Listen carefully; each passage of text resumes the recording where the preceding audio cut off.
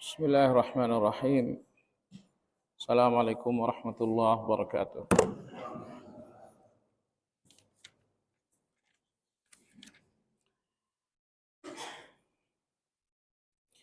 Innal hamdalillah nahmaduhu wa nasta'inuhu wa nastaghfiruh wa na'udzu billahi min shururi anfusina wa min sayyiati a'malina. Man yahdihillahu fala mudilla lahu wa man yudlil fala hadiya lahu. Wa ashhadu an la ilaha illallah wahdahu la syarika lahu. Wa ashhadu anna Muhammadan abduhu wa rasuluhu la nabiyya ba'dah. Allahumma salli wa sallim ala Muhammad wa ala alihi wa ashabihi wa man ihtada bihadihi ila yaumiddin. Ya ayyuhalladzina amanu ittaqullaha haqqa tuqatih wa la tamutunna illa wa antum muslimun. Kaum muslimin wal muslimat rahimakumullah. Malam ini insyaallah kajian Asmaul Husna memasuki pembahasan nama Allah yang ke-63, yaitu Al-Latif.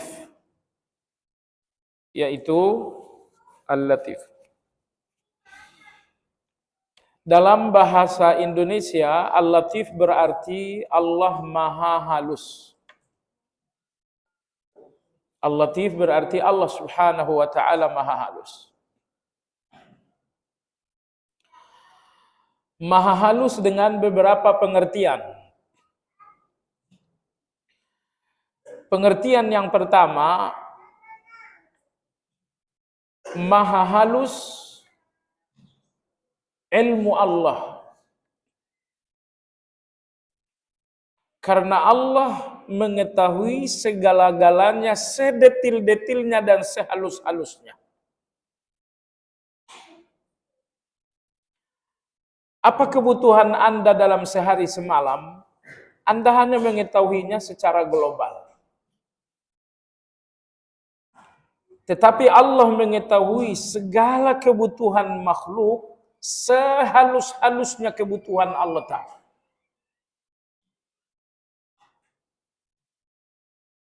Jadi inilah Al-Latif yang pertama, Maha halus ilmu Allah. Karena Allah mengetahui segala-galanya, sedetil-detilnya. Itu sebabnya Allah nggak pernah keliru dalam memutuskan dan menakdirkan segala sesuatu. Karena apabila ilmu Allah Maha halus dalam arti kata mengetahui sedetil-detilnya, sehalus-halusnya Allah tahu, makanya tidak ada takdir Allah yang keliru. Karena ilmu Allah adalah ilmu yang menjangkau sehalus-halusnya segala sesuatu. Jemaah sekalian yang saya hormati, ini Maha halus yang pertama, Maha halus ilmunya. Yang kedua adalah Maha halus kebaikannya. Kebaikan-kebaikan Allah Subhanahu wa taala Maha halus dalam arti kebaikan-kebaikan Allah sering tidak terasakan oleh kita.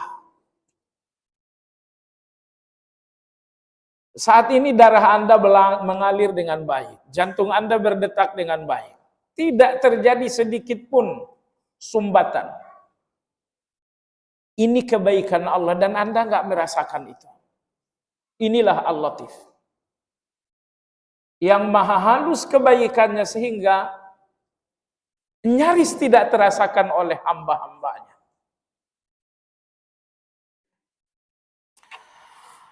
Bahkan karena kebaikan Allah sangat maha halus, seringkali musibah oleh kita nampak sebagai satu keburukan.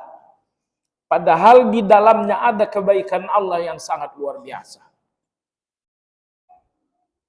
Jadi ujian-ujian, musibah-musibah, kita lihat secara kasat mata dengan kebencian. Padahal maha halus kebaikan Allah. Di balik ujian yang kasat mata, yang buruk kasat mata, ada kebaikan-kebaikan Allah yang sangat halus namun kita tidak melihatnya, kita nggak merasakannya, sehingga kita melihat ujian itu dengan pandangan benci.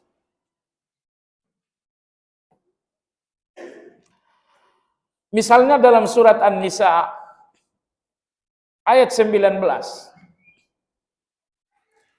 Allah Subhanahu wa taala berfirman, "Wa ashiruhunna bil ma'ruf." Ayat ini populer sampai di situ. Dan bergaullah dengan istrimu dengan baik. Padahal sambungan ayat ini tidak kalah pentingnya. Karena pada sambungannya Allah berfirman, "Fa in karihtumuhunna fa'asa an takrahu syai'an wa yaj'alallahu fihi khairan katsira." Apabila ada hal-hal yang kalian tak suka pada istri kalian, maka ketahuilah, boleh jadi pada hal-hal yang kalian tidak suka itu ada kebaikan-kebaikan yang sangat banyak. Perhatikan bagaimana Allah Azza wa Jalla menghendaki setiap suami agar berlapang dada dengan segala hal keadaan buruk dari istri. Wa ashiruhunna bil ma'ruf.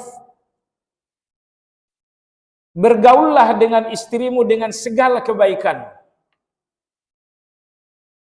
Jangan bergaul dengannya dengan kejahatan. Tapi bergaullah dengan istrimu dengan kebaikan.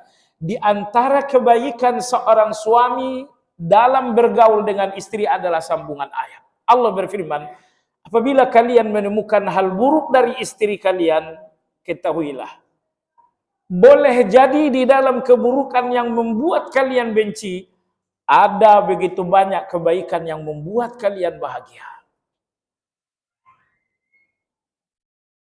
Salah satu contohnya, Anda benci dengan kekeliruan seorang istri, tapi bukankah dia telah memberikan Anda anak-anak?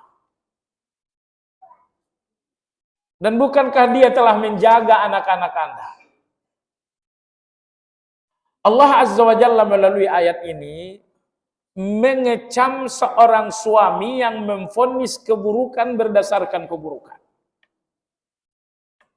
Tetapi Allah menginginkan agar setiap suami lihat keburukan istrimu dengan kebaikannya.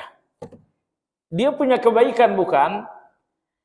Maka Allah berfirman di antara kebaikan seorang suami, bahwa seorang suami harus atau jangan melepaskan keburukan istri dari kebaikannya. Anda telah melihat keburukannya, lihat juga kebaikannya. Dan ternyata kebaikan istri kita jauh lebih banyak daripada keburukannya.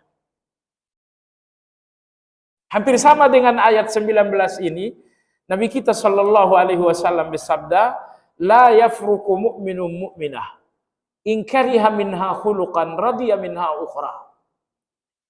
Tidak boleh seorang suami terlalu cepat benci istri hanya karena satu kekurangan istri. Karena di balik satu kekurangan istri itu ada begitu banyak kebaikan-kebaikan. Jadi Allah inginkan ayat ini dan hadis ini ditujukan oleh Allah kepada para suami. Karena di tangan seorang suami ada keputusan. Keputusan berpisah, keputusan bercerai, ada di tangan suami. Maka Allah Azza wa Jalla berfirman, apabila di hadapanmu ada keburukan istri, ketahuilah bahwa di balik keburukan itu ada kebaikan yang sangat banyak. Jadi jangan pisahkan kebaikannya dari keburukan. Timbanglah keburukannya dengan kebaikan. Niscaya Anda akan melihat bahwa kebaikan istri jauh lebih banyak daripada keburukan. Hubungannya dengan kajian kita, di antara kemahahalusan Allah, bahwa Allah meletakkan banyak kebaikan istri di balik keburukan-keburukannya.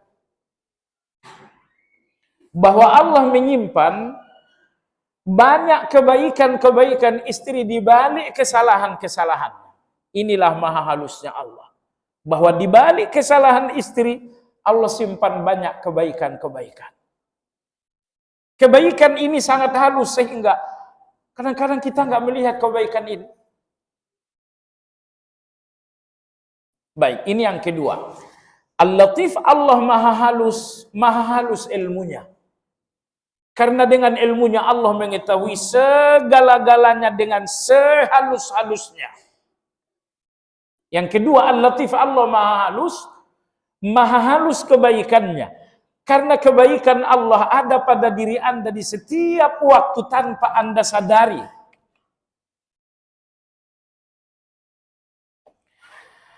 Di antara nabi yang mengakui latif dan kemahalusan Allah adalah Yusuf alaihissalam.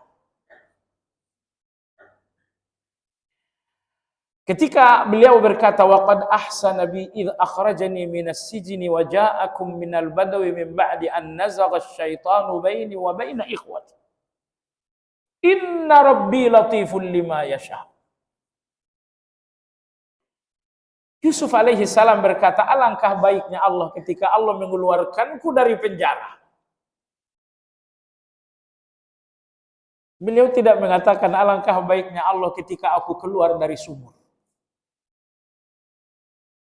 Karena saat beliau keluar dari sumur untuk menjadi budak yang diperjualbelikan. Tapi saat beliau keluar dari penjara untuk menjadi seorang menteri. Maka beliau mengatakan waqad ahsana bi. Dan Allah benar-benar begitu baik ketika Allah mengeluarkanku dari penjara untuk menjadi seorang menteri. Kebaikan Allah yang kedua, waja'a bikum minal badwi. Bahwa Allah mendatangkan kalian, wahai ayahku, ibuku, saudaraku, sehingga kita semua berkumpul di Mesir. Jadi seakan Yusuf alaihi salam ingin berkata, walau di Mesir ini saya telah sukses menjadi seorang menteri, tapi tanpa saudara dan tanpa orang tua, kebahagiaan ini enggak lengkap. Maka kebaikan Allah yang kedua, waja'a bikum minal badawi. Bahwa Allah mengumpulkan kita semua. Justru min ba'di an nazagha syaitanu baini wa baina ikhwati. Kita berkumpul, kita akur, kita bersama. Justru setelah sekian tahun, setan membuat perselisihan di antaraku dengan abang-abangku. Jadi seakan-akan Nabi Yusuf mengatakan, selama ini saya dibenci, saya dimusuhi. Dan hari ini, pertemuan kita ketika aku telah menjadi menteri. Alangkah maha baiknya Allah. Perhatikan jamaah sekalian, bagaimana perjalanan Nabi Yusuf yang sangat penuh dengan cerita itu. Terlepas dari kedua orang tua dengan cara yang sangat biadab oleh kakak-kakak. Dibuang ke dalam sumur. Keluar dari sumur Nabi Yusuf alaihi salam tidak berarti lepas dari masalah dan malapetaka. Karena berikutnya dia harus rela diperjualbelikan di pasar budak. Dari pasar budak Nabi Yusuf alaihi salam dibeli oleh pejabat Mesir. Dan tinggallah Yusuf di sebuah rumah yang sangat luar biasa. Tapi ini bukan kebaikan bagi Nabi Yusuf. Karena di dalam rumah ini terbuka pintu penjara terhadap Yusuf alaihi salam. Ketika beliau difitnah oleh istri pejabat tersebut. Mendekamlah Yusuf alaihi salam dalam penjara selama kurang lebih 7 tahun. Bukan setahun, bukan 2 tahun, kurang lebih 7 tahun. Anda tahu kenapa begitu lama Nabi Yusuf mendekam di dalam penjara? Karena Yusuf alaihi salam terlanjur menitipkan nasib kepada teman satu sel. Bukankah dia satu sel dengan dua orang? Dan kedua orang ini bermimpi dan kemudian mereka minta agar Nabi Yusuf alaihissalam mentakwil dan menafsirkan mimpi mereka. Nabi Yusuf mengatakan, kamu akan dihukum mati. Sementara kamu akan kembali bekerja menjadi pelayan. Kamu akan keluar dan menjadi pelayan.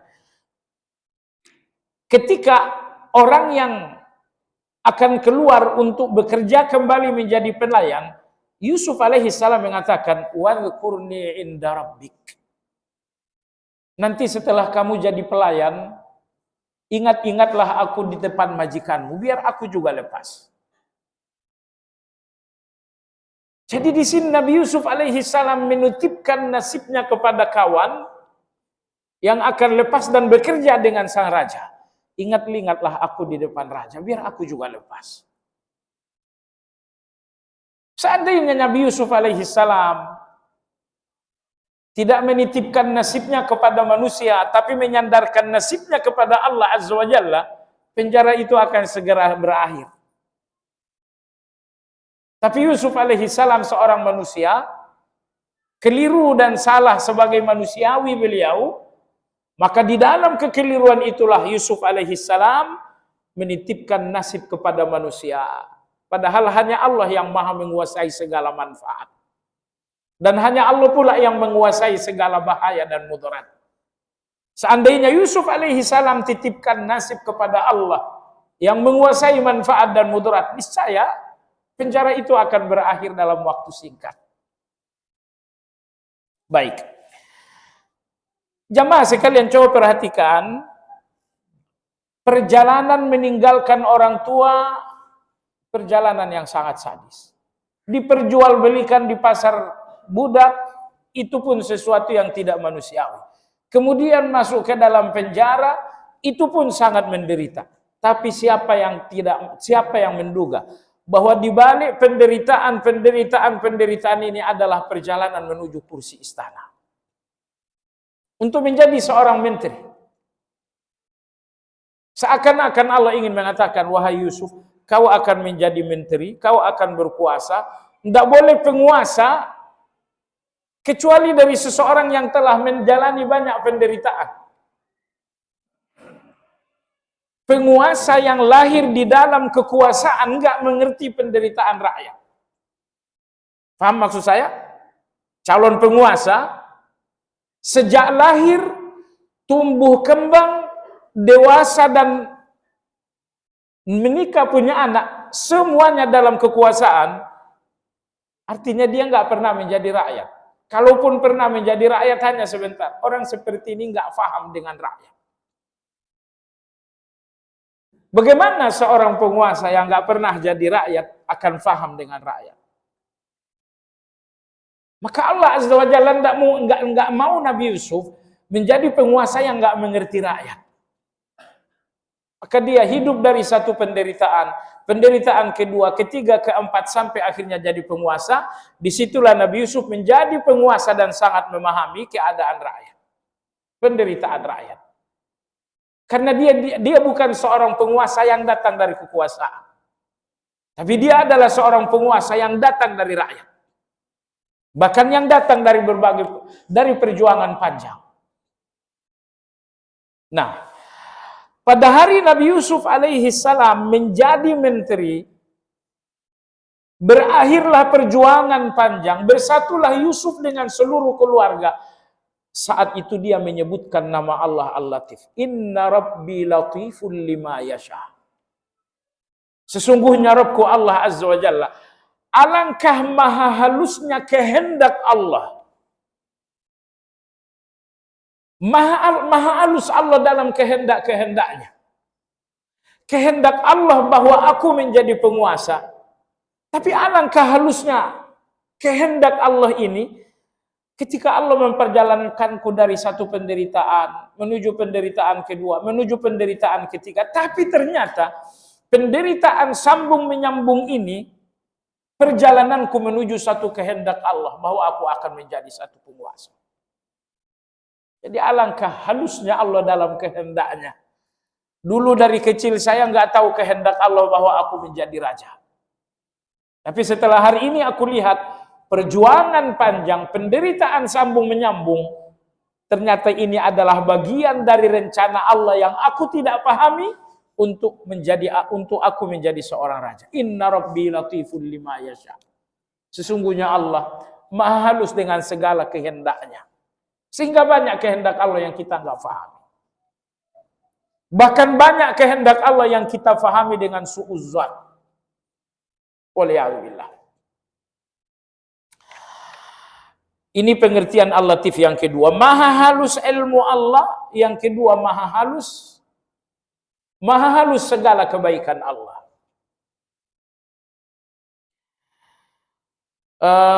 Saya kira Anda lihat di media sosial bahwa ada seseorang miskin tapi hatinya mulia. Tiba-tiba datang seseorang yang pura-pura minta tolong. Bapak, tolong saya berikan pinjaman uang 20.000. Bapak punya uang kah? Lalu bapak miskin ini yang cuman tukang asongan barangkali dia mengatakan uang saya cuman 20.000. Lalu orang yang pura-pura ini mengatakan bolehkah saya minta 20.000 itu? Lalu si pemilik asongan mengatakan ambillah. Kemudian oleh orang yang berpura-pura yang melakukan prank atau apa namanya, kemudian uang 20.000 dikembalikan 2 juta. Beliau mengatakan, Pak, sebenarnya saya cuma ingin menguji kebaikan. Dan Bapak lulus, atas kebaikan 20.000, aku berikan 2 juta. Menurut Anda 20.000 dan 2 juta mana yang lebih berharga? Hah? Antara 20.000 dari Bapak tukang asongan, dibalas 2 juta oleh seorang kaya tadi, mana yang lebih berharga? Saya nggak mengatakan yang lebih banyak. Yang lebih berharga mana yang lebih berharga? Kenapa itu yang lebih berharga? Alasannya 2. Pertama, karena itulah awal dan ini sebenarnya hanya nyambung. Seandainya tidak ada 20.000, 2 juta ini juga nggak ada. 2 juta Anda ada karena 20.000 saya ada. Maka 20.000 saya adalah pangkal adanya 2 juta Anda. Maka apa yang menjadi awal itu lebih utama. Dan yang kedua, 20.000 Anda memang cuman itu uang saya, 100% kekayaan saya cuman itu. Dan 2 juta Anda hanya setetes dari kekayaan Anda yang bernilai miliaran. Jadi kalau saya berikan 20.000, saya telah memberikan 100% kekayaan. Dan kalau Anda berikan saya 2 juta, Anda hanya memberikan setetes dari lautan kekayaan Anda. Maka 20.000 tadi lebih berharga, walaupun 2 juta itu lebih banyak. Apa yang ingin saya katakan, Allah tidak pernah memberikan kebaikan dengan cara seperti ini. Kebaikan yang langsung dari Allah Azza wa Jalla, kebaikan Allah itu sampai kepada Anda dengan cara yang sangat halus. Allah tidak memberikan ke Anda kebaikan dengan cara yang mengagetkan Anda. Apalagi yang membuat jantung Anda deg-degan. Maka Al-Latif artinya, Allah maha halus dalam segala kebaikannya.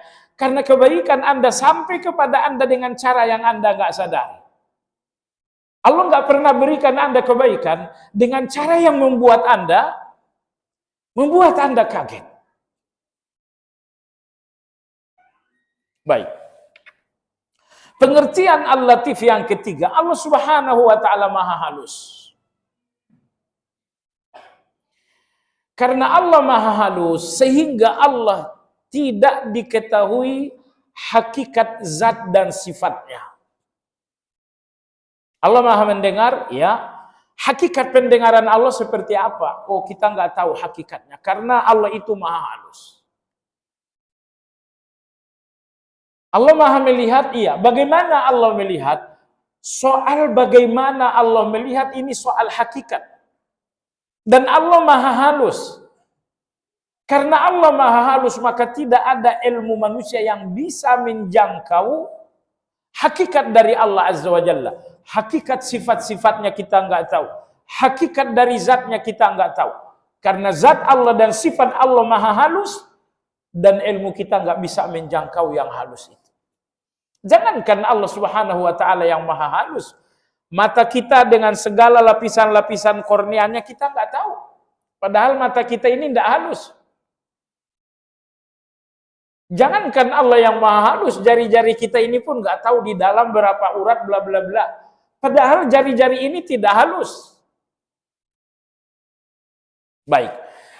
Jadi itulah 3 makna Al-Latif. Allah maha halus ilmunya, karena ilmu Allah itu menjangkau sehalus-halusnya segala sesuatu. Yang kedua, maha halus perbuatan kebaikan Allah, karena kebaikan Allah sampai kepada semua makhluk dengan cara yang tidak disadari oleh makhluk. Kebaikannya tiada tersadari, bahkan sering materi kebaikan itu pun Anda nggak sadari. Sekarang Anda bernafas, artinya Anda butuh udara, Anda butuh oksigen. Apakah Anda melihat oksigen itu? Bagaimana dia masuk ke otak, masuk ke dalam darah, Anda nggak melihat. Jadi betapa halusnya kebaikan Allah. Jadi Allah nggak cuma baik dalam hal-hal yang besar, tapi kadang-kadang kebaikan Allah itu halus sekali sampai kita nggak rasakan kebaikan. Baik jemaah sekalian yang saya hormati, kalau Anda lihat dalam Al-Quran, kadang-kadang Al-Quran menyebutkan latif berhubungan dengan ilmu. Anda lihat misalnya dalam, anggaplah dalam surat Al-Mulk, Allah berfirman, "Ala ya'lamu man khalaqa wa huwal latiful khabir." Ingatlah, Allah Maha tahu dengan segala. Ingatlah, Allah Maha tahu.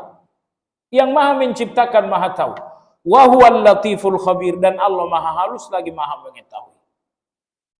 Perhatikan dalam ayat ini, Allah sebutkan latif dalam pembicaraan tentang Allah ala ya'lam, bahwa Allah Maha tahu. Maka ini menunjukkan maha halus ilmu Allah. Terkadang Al-Latif, kemahalusan Allah dihubungkan dengan kebaikan Allah. Misalnya ayat 100 surat Yusuf tadi yang kita bacakan. Inna rabbi latifun lima yasha. Innahu huwal alimul hakim. Sesungguhnya Rabbku maha halus dengan segala kehendak-kehendaknya. Maha halus dengan segala kebaikan-kebaikannya. Dan yang terakhir, kadang-kadang Al-Quran menyebutkan kemahahalusan Allah, hubungannya dengan Allah sendiri. Dalam surat Al-An'am ayat 103 Allah berfirman, La tudrikuhul absar, wa huwa yudrikul absar, wa huwal latiful khabir. Allah tidak terjangkau pandangan, tapi Allah menjangkau segala pandangan. Wa huwal latiful khabir. Dialah yang maha halus sehingga tidak terjangkau dengan pandangan kasat mata kita. Baiklah jemaah sekalian yang saya hormati, itulah penafsiran Al-Latif. Al-Quranul Karim menyebutkan nama Al-Latif sebanyak 7 kali dengan 2 pola penyebutan. Kadang-kadang Allah menyebutkan Al-Latif tanpa digandengkan dengan nama yang lain. Hanya disebutkan secara mandiri. Misalnya Allah berfirman, Inna rabbi latiful lima yasha. Nah, kadang-kadang Allah menyebutkan Al-Latif bergandengan. Dan ketika Allah menggandengkan Al-Latif, Allah menggandengkannya hanya dengan Al-Khabir. Allah berfirman, wa huwal latiful khabir. Allah maha halus, Al-Khabir Allah maha tahu. Baik, jadi 7 kali Al-Latif dalam Al-Quran, terkadang disebutkan mandiri, tapi kadang-kadang disebutkan bergandengan. Kalau Allah menyebutkannya bergandengan, hanya bergandengan dengan nama Allah Al-Khabir. Jemaah sekalian yang saya hormati, penulis menyampaikan beberapa renungan tentang kemahahalusan Allah Subhanahu wa taala. Betapa maha halusnya kebaikan Allah. Yang pertama, a'ta fawqal kifayah wa kallafa duna taqah. Betapa maha baiknya Allah. Allah membebani Anda kewajiban di bawah kemampuan Anda. Sementara Allah memberikan Anda nikmat lebih dari kebutuhan Anda. Jadi sekiranya Allah bersikap adil, misalnya Allah mengatakan, kewajibanku untuk kalian di bawah kemampuan kalian. Maka seharusnya nikmatku untuk kalian sesuai dengan kewajiban yang ada pada kalian. Tapi Allah yang maha halus kebaikannya tidak demikian. Tetapi Allah berikan Anda kewajiban yang sedikit, namun Allah memberikan Anda nikmat yang tidak terhitung. Ketika Anda bekerja di sebuah perusahaan, gaji selalu disesuaikan dengan kewajiban Anda. Untuk pekerjaan Anda yang kecil-kecil akan Anda dapatkan gaji yang kecil. Tapi Allah Al-Latif, begitu halusnya kebaikan Allah Azza wa Jalla, Allah berikan Anda kewajiban yang sangat mudah, yang sangat sedikit, sementara Allah berikan Anda nikmat yang sangat banyak, nikmat lebih dari kebutuhan Anda. Inilah Al-Latif. Betapa halus kebaikan Allah. Yang kedua, jemaah sekalian, di antara maha halusnya Allah dalam kebaikan-kebaikannya, bahwa Allah Subhanahu wa taala sering sekali membuka pintu kebaikan, pintu kebahagiaan tanpa kita duga-duga.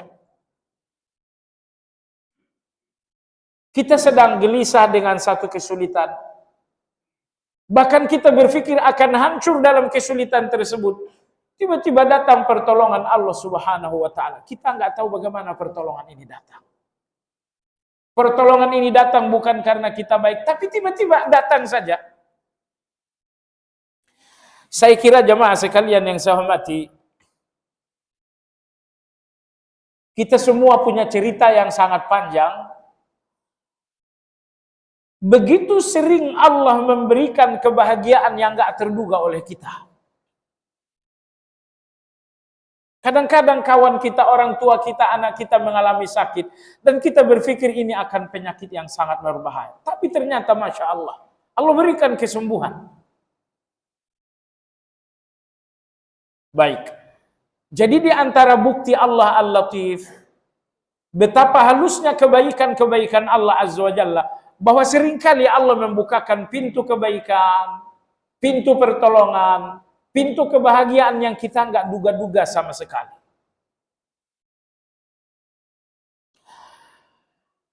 Jemaah sekalian yang saya hormati, di antara bukti maha halusnya kebaikan Allah Subhanahu wa taala, bahwa Allah memberikan Anda pahala atas satu kerugian yang terjadi ketika Anda mengikhlaskannya karena Allah Azza wa Jalla. Misal,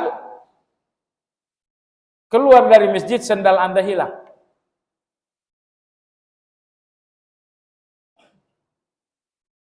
Tiba-tiba Anda lapang dada saja. Ya sudah, kalau memang orang sudah ngambil, buat dia aja. Anda tidak berniat dari awal untuk bersedekah. Dengan kata lain, kalaupun ini sedekah, anggaplah ini sedekah terpaksa. Karena tidak ada rencana sebelumnya. Cuman Anda tidak punya pilihan kecuali mengikhlaskan. Ternyata jemaah sekalian, walau demikian Allah berikan Anda catatan pahala. Lebih nyata lagi dalam hadis Nabi sallallahu alaihi wasallam bersabda, "Ma min 'abdin yazra'u zar'an aw yaghrisu gharsan fayakulu minhu tayrun aw bahimatun aw insan illa kana lahu fiha sadaqah." Apabila seseorang memiliki tanaman, kemudian dimakan burung, atau dimakan binatang lain, atau diambil oleh manusia, melainkan ini semua akan dicatat oleh Allah sebagai sedekah. Di depan rumah, Anda punya tanaman, dan setiap pagi burung-burung datang menghantam tanaman Anda. Nabi SAW bersabda, tanaman Anda yang dimakan oleh burung akan dicatat oleh Allah sebagai sedekah. Subhanallahiladzim. Ini latif. Maha halusnya kebaikan Allah, bahwa Allah catat untuk Anda pahala sedekah, padahal mungkin Anda tidak ada niat sedekah dalam hal ini. Tapi ketika tanaman Anda diambil oleh burung dan Anda tuluskan saja, sudah Allah catat sebagai sedekah. Di antara bentuk maha halusnya kebaikan Allah Azza wa Jalla adalah hadis Ibnu Mas'ud. Kata Nabi sallallahu alaihi wasallam, apabila seorang hamba mempiutangkan saudaranya, maka Allah Subhanahu wa taala mencatat separuhnya adalah sedekah. Misalnya, Anda pinjamkan uang 1 juta kepada fulan. Ternyata dalam catatan Allah itu ada 2. Catatan pertama, Anda telah berbuat baik dengan meminjamkan uang. Dan nomor 2, separuh dari uang yang Anda pinjamkan, yaitu 500.000, Allah catat sebagai sedekah. Sehingga Anda dapatkan 2 kebaikan. Kebaikan Anda telah mempiutangkan, nomor 2 adalah kebaikan sedekah. Ini adalah maha halusnya kebaikan Allah Azza wa Jalla. Jadi jamaah sekalian, tidak pernah seorang manusia memberikan ketulusannya terhadap ujian Allah, melainkan Allah akan membayar lunas ujian itu dengan kebaikan yang sangat banyak. Jangan musuhi ujian Allah yang datang untuk Anda. Tapi saya ulangi sekali lagi, setiap ujian Allah yang Anda terima dengan ketulusan, maka Allah akan membayar lunas ujian ini dengan kebaikan yang sangat banyak.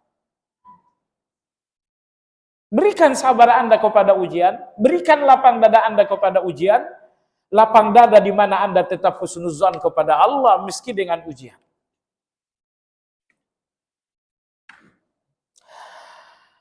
Jemaah sekalian, di antara bentuk latif maha halusnya kebaikan Allah Subhanahu wa taala, bahwa ketika Allah Subhanahu wa taala memberikan Anda satu ujian, Allah pun memberikan Anda sabar, sehingga ujian ini tidak terlalu berat. Allah berikan Anda satu ujian,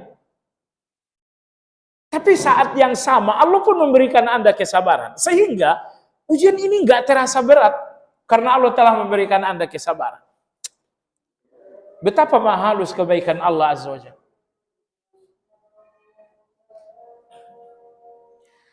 Di antara maha halusnya kebaikan Allah Azza wa Jalla, bahwa ketika Allah memberikan Anda nikmat, Allah pun memberikan Anda syukur. Sehingga nikmat itu semakin bertambah. Anda bayangkan jemaah sekalian, sekiranya Allah berikan Anda kebaikan, Allah berikan Anda nikmat, dan Allah tidak memberikan syukur, apa yang terjadi? Nikmat Anda akan hancur, lebih dari itu Anda akan mendapatkan dosa. Wala in kafartum inna adzabi lasyadid. Oleh sebab itu jemaah sekalian, di antara pemandangan terindah dari Allah Azza wa Jalla, pemandangan indah sekali, bahwa Allah berikan Anda nikmat, bersamaan dengan itu Allah berikan pula Anda syukur. Allah berikan Anda 10 nikmat, bersamaan dengan itu Allah berikan Anda 10 syukur. Sehingga nikmat Anda semakin bertambah karena syukur. Sehingga 10 nikmat dengan 10 syukur artinya 10 ibadah. Tapi Anda bisa bayangkan jemaah sekalian, Allah berikan Anda nikmat dan Allah nggak berikan syukur. Apa jadinya dengan nikmat ini? Nikmat ini akan menjadi dosa. Yang kedua, nikmat ini akan menjadi malapetaka.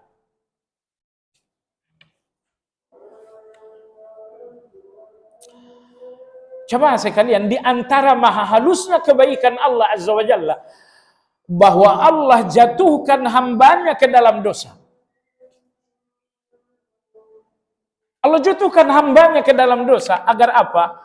Agar patah kesombongan hamba dengan dirinya.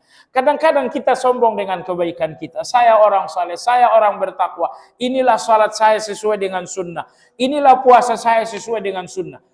Kita sering kali ujub dengan kebaikan-kebaikan ini. Maka Allah Azza wa Jalla sekali, dua kali, tiga kali Allah jatuhkan Anda ke dalam dosa. Agar apa? Agar dosa ini mematahkan ujub Anda dengan kebaikan. Sehingga Anda nggak bisa lagi berujub ria dengan kebaikan Anda. Apakah Anda akan ujub dengan salat malam Anda, sementara Anda sadar bahwa Anda kemarin berbuat jahat? Jadi dosa itu memang malapetaka, tapi di sisi lain dia adalah hikmah dari Allah Azza wa Jalla. Seandainya tidak ada dosa, akan sia-sialah amal kebaikan kita disebabkan karena ujub. Tapi bagaimana Allah Azza wa Jalla, bagaimana Allah menghancurkan ujub dan takabur dalam diri seseorang, antara lain Allah jatuhkan ke dalam dosa. Sehingga dia merasa hina. Sehingga dia merasa bersalah. Merasa hina, merasa bersalah, akhirnya ujubnya pun hancur. Takaburnya pun patah. Dan inilah yang Allah inginkan dengan dosa tersebut. Maha halus kebaikan Allah Azza wa Jalla. Masuk waktu? Ya, kita azan sebentar.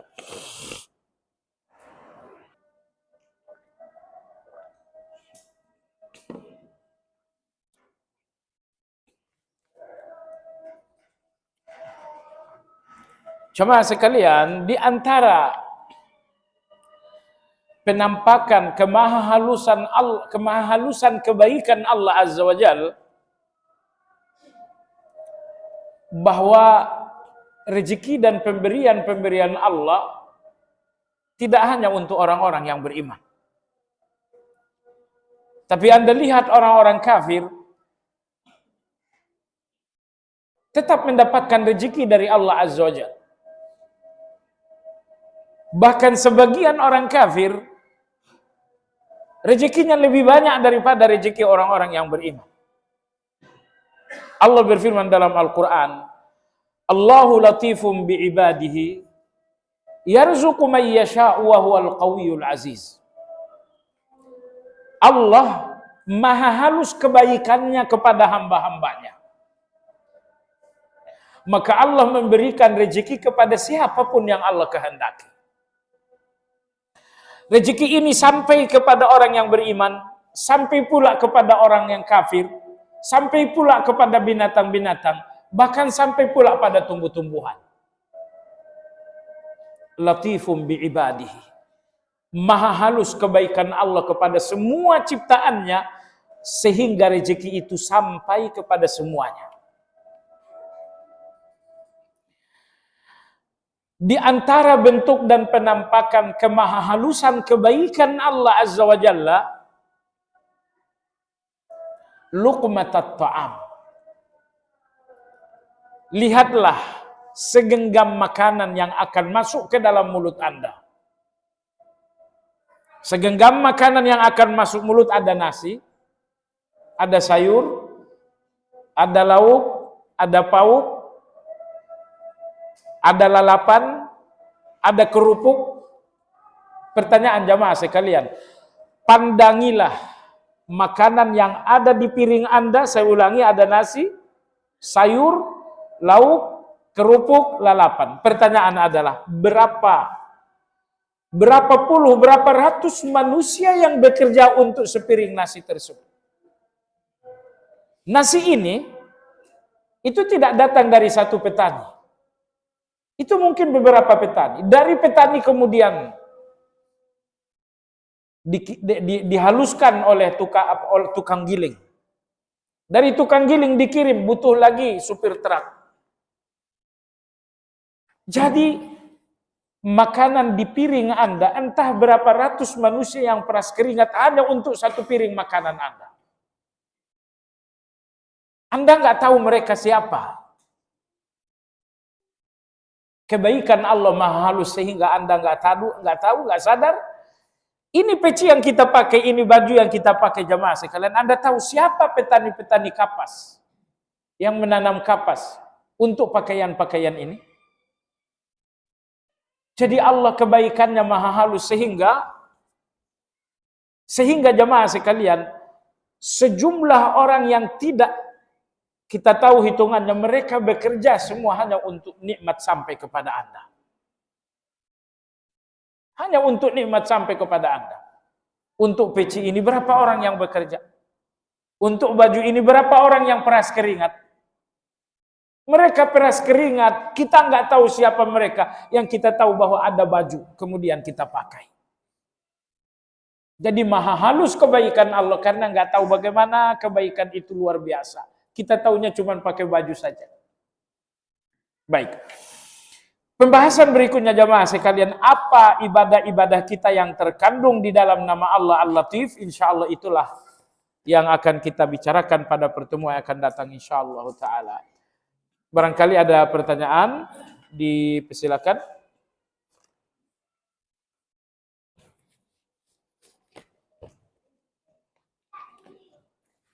Fadol.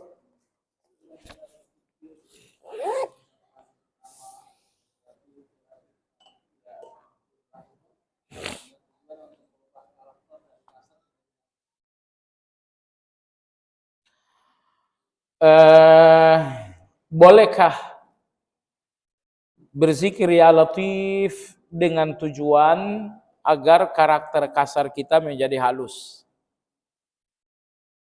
Ini berarti doa, bukan berarti zikir. Ini berarti doa, bukan zikir. Karena penyebutan Latif terkait dengan satu permintaan. Hanya saja Anda nggak sebutkan permintaannya Anda hanya menyebutkan nama, karena di dalam nama ini terkandung permintaan Anda. Maka Anda mengatakan Allahumma ya Latif, ya Latif, ya Latif. Silahkan, tapi dalam niat doa, bukan dalam niat zikir. Karena redaksi zikir itu sudah baku dari Nabi kita SAW. Adapun doa, redaksinya umum. Maka ketika Anda ingin watak kasar Anda dikurangi oleh Allah menjadi halus, maka Anda mengatakan Allahumma ya Latif ultuf bisifati. Tapi kan mungkin terlalu panjang bagi Anda. Sehingga Anda hanya menyebutkan nama Allah karena di dalam nama itu ada keinginan Anda. Allahumma ya Latif. Niat Anda agar Allah mengubah kasar Anda menjadi halus. Boleh, Anda boleh melakukan itu sebagai doa, bukan sebagai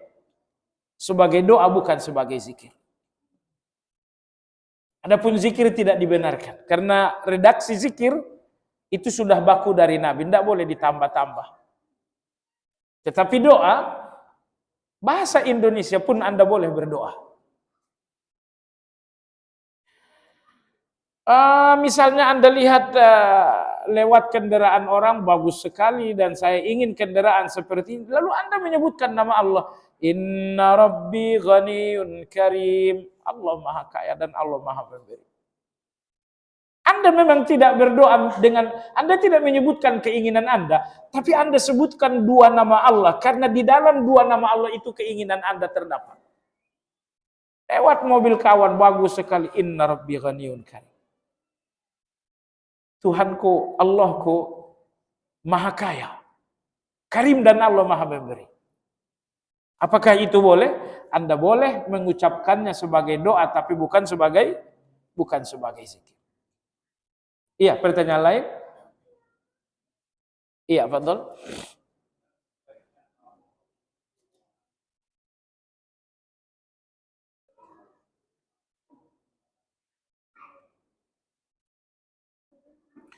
Dua-duanya. Berdoa kepada Allah dalam keadaan sujud, berdoa kepada Allah ketika akan salam, berdoa kepada Allah selesai sholat wajib. Yang tercela adalah selesai sholat wajib langsung doa. Itu tercela. Yang dianjurkan selesai sholat wajib, zikir, selesai zikir doa. Ini yang hukumnya sunnah. Saya lihat banyak yang salah faham. Ketika Syekhul Islam rahimahullah mengingkari doa setelah selesai salat wajib. Beliau mengingkari itu dalam Majmu' Fatawa. Tidak disunnahkan doa selesai salat wajib. Nah, banyak yang salah faham dengan pernyataan beliau, maka kawan-kawan bahkan guru-guru banyak yang tidak berdoa selesai salat wajib. Akhirnya murid beliau Imam Ibnu Qayyim meluruskan dan menjelaskan apa yang dimaksudkan oleh Syekhul Islam. Beliau mengatakan, doa angkat tangan selesai salat wajib tercela apabila selesai salat langsung. Assalamualaikum, assalamualaikum. Kan itu dilakukan banyak orang awam. Itu yang tercela. Adapun yang hukumnya sunnah, selesai salat wajib Anda zikir, selesai zikir Anda berdoa, atau selesai zikir Anda salat sunnah kemudian berdoa.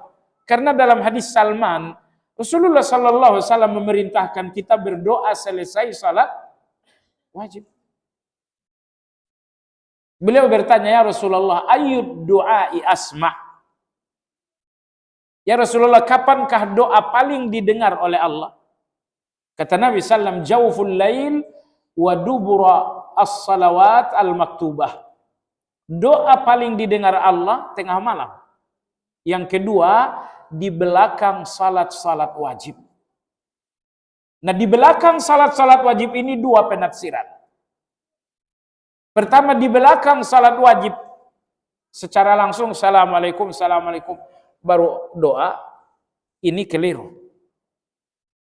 Nah, penafsiran yang betul ada dua. Doa di belakang salat wajib, penafsiran yang betul ada dua. Pertama, sebelum salam. Karena sebelum salam adalah belakang, bagian belakang dari salat wajib. Penafsiran yang kedua adalah selesai zikir. Selesai zikir. Karena selesai zikir Anda berdoa, itu pun dinamakan di belakang salat wajib. Maka Imam Ibnu Qayyim rahimahullah meluruskan pemahaman yang keliru terhadap pernyataan Imam Ibnu Taimiyah. Beliau mengatakan, ketika guru kami mengingkari doa selesai salat, tidak maksudnya doa selesai zikir. Yang diingkari Syekhul Islam adalah berdoa langsung selesai salat. Assalamualaikum, assalamualaikum, langsung doa. Ini yang beliau ingkari. Karena selesai salam, yang mesti Anda lakukan adalah zikir. Dan apabila selesai zikir Anda berdoa, itu sama sekali tidak tercela, bahkan itu bagian dari sunnah. Baik, maka berdoa di belakang salat wajib, dua penafsiran. Penafsiran yang salah, penafsiran yang benar. Penafsiran yang salah, selesai salam, langsung doa. Ini salah. Penafsiran yang benar ada dua. Pertama, sebelum salam Anda berdoa, atau setelah zikir Anda berdoa. Dua-duanya masuk kategori berdoa di belakang salat wajib. Wallahu a'lam. Demikian kajian kita, semoga bermanfaat. Kita sudahi dengan zikir kafaratul majlis. Subhanakallahumma wa bihamdika asyhadu an la ilaha illa anta astaghfiruka wa atubu ilaik. Alhamdulillahi rabbil alamin. Assalamualaikum warahmatullahi wabarakatuh.